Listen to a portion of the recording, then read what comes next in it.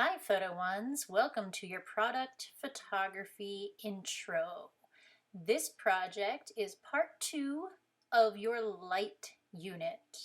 In this project you are going to be using light the same way you did last time, except this time you're going to be manipulating it and using it to highlight parts of products.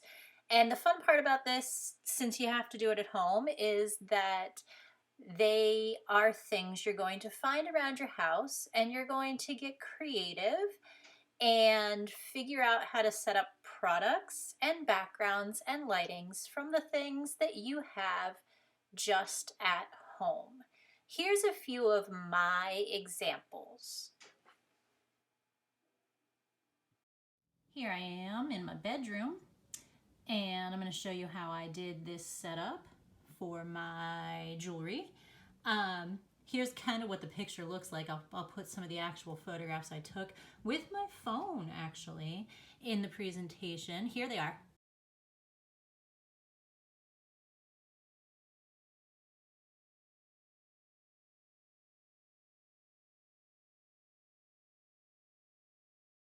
Here's my setup, guys. Here I am. This is my room, my bedroom. That's my jewelry box. And I really liked the way the light was coming in through the window and hitting the jewelry box. We have this stuff at school called acrylic, and it's black. I have black and white like this. And what it is made for is it's made to make reflections on your product. And since I don't have that here at my house, I thought that the way the light from right here was hitting the black top of my jewelry box was kind of acting like the acrylic does at school. So if you could see, like, it's making these little reflections and some really cool effects with the silver and the way the light was hitting. So this is like my side light situation, and the photographs that I took were just here. And all I used was the natural light, and I worked on setting up some different things. I have this box that I have because, you know, if you get Tiffany stuff, you keep everything apparently. Because I also had the bag and the cleaner and all kinds of stuff. So I used my pledge and my rag, and I wiped off the top of this to make sure there was no dust or anything on it.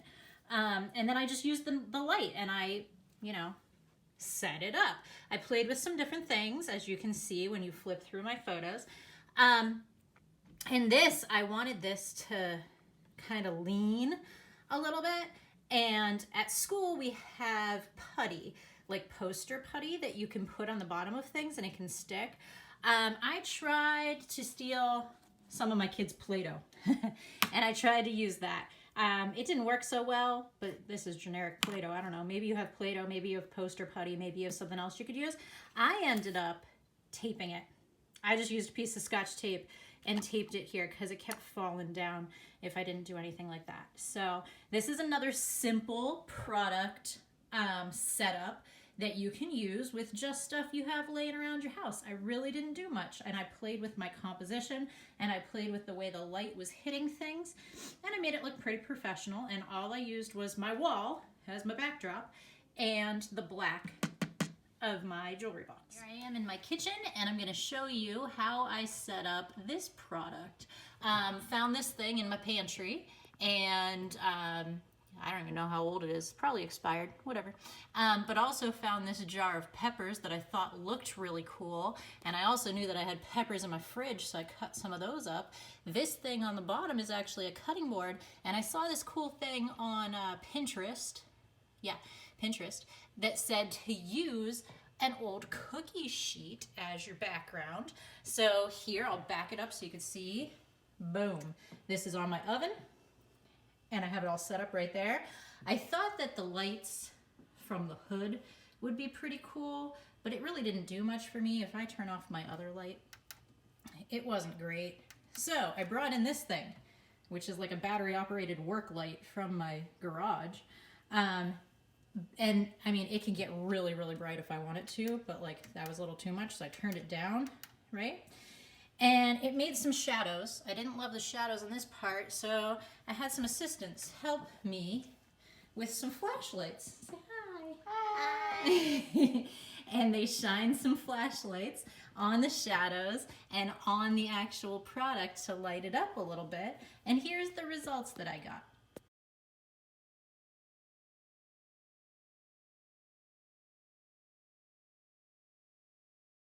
Also, for dramatic effect, I grabbed a squirt bottle that Grace usually uses to do her hair, which hasn't been happening often. But I grabbed her squirt bottle out of the bathroom and I sprayed down all of my stuff with it, you know, because they do that a lot. Yeah, I sprayed the peppers, just with water, it's just water. And I sprayed the package and I sprayed the jar just to give it a little fancy effect there, which is kind of cool. And they do that a lot in product photography. All right, here I am again in my kitchen to do this product, which I again searched my pantry and found all of these Wegmans products, and I thought they're all, you know, Italian. So we'll have Italian night from Wegmans. Could be like the cover of one of their magazines, right? So let me back it up, show you what I'm doing. This is just the background, the backsplash of my kitchen, and I'll bag it up a little bit more. This is just a piece of barnwood that I had in my garage, right? Set it up so that the light was kind of front lighting. Again, I used this fantastic light. There's my assistant. But even at the lowest setting, it was too bright to do the glass. It was creating glares on the glass. So I put some parchment paper over top of it to diffuse the light. And then I had my assistant hold it up at an angle. Not at me. Show them how you held it there. There you go. And point it down at the bottle so that it would get rid of the glare. There was a big glare right here on the bottle, so I tried to get rid of that. But this big bright light still cast a pretty nasty shadow over here that I didn't like. So I have another assistant over here who has a mirror that he was shining on the shadow. There we go. And it got rid of some of the shadows. So this is my, oh, and then I found I have some basil because I have this really cool herb garden over here. So I have this basil that I picked from my herb garden, and these tomatoes, which Tomato. Zane ate all of. Tomato. And even some mozzarella cheese and some pasta that I kind of sprinkled around there. And funny enough, all of these products are actually from Wegmans, so it could be like a Wegmans commercial, right? Tomato. Ta-da. Oh, I could even throw that in there. That would actually be nice in the composition as well. Tomato. Here is what I came up with for this setup.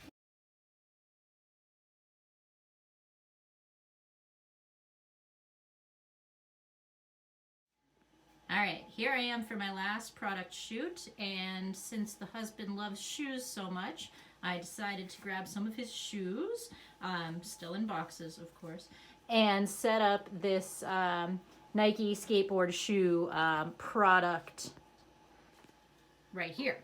I wanted to use the concrete wall of the basement, and then this is my chest freezer, which we just put some slabs of random wood on top of. So this is my setup.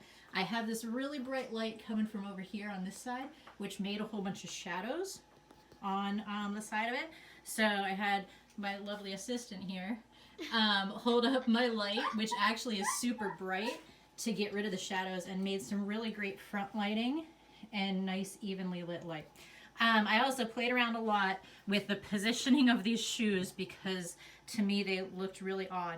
So threw the skateboard in there, made sure the box was in there, made sure I could see the labels here. There's a cool label here that I focused on for one of mine.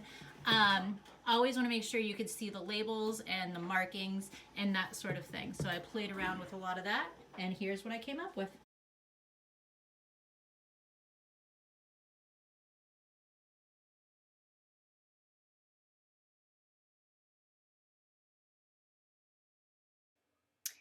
So to recap, you guys can use whatever things you have laying around your house. A product is really anything that has a label on it. So get creative and use anything that you find around your house.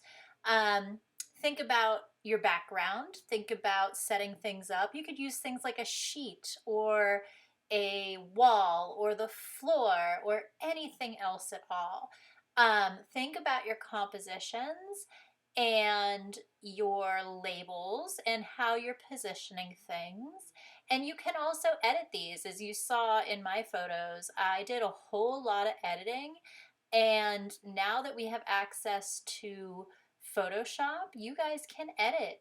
And I am going to make another video about how I edited some of these. And you can watch that if you want Photoshop, or you can also edit using just the apps you've been using. This whole video and the photographs that I took during it, I used my phone for everything. So every single thing you saw here was done with my cell phone. I then took those photographs into Photoshop and edited them there because honestly I missed Photoshop, so I wanted to do some of that editing. And you can look for that video if you're interested in learning how to edit some more in Photoshop. In another folder in Schoology. So have fun with this, set some things up. This is usually a really fun project that we do at school, and I think that you'll be able to do some really fun things at home too. And I'll put more resources and creative ideas for things to do in your Schoology folder, so feel free to look through them and get some great ideas. I can't wait to see what you guys come up with.